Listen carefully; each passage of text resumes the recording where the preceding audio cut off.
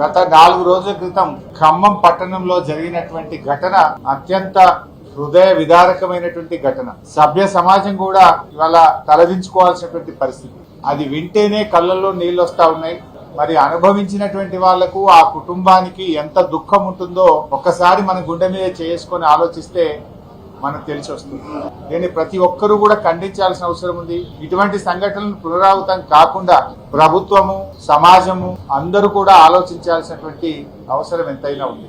12 ఏళ్ల అమ్మాయి, పాపం స్కూలుకు వెళ్లే అమ్మాయి, కనీసం అభం శుభం తెలియని అమ్మాయి, ఉక్కుపచ్చలారని అమ్మాయి. అలాంటి అమ్మాయి మీద ఇలాంటి సంఘటనలు జరిగితే అసలు మనం ఎక్కడున్నాము, మనం ఎటు పోతున్నాము అని ఎంతో బాధ కలుగుతా ఉంది.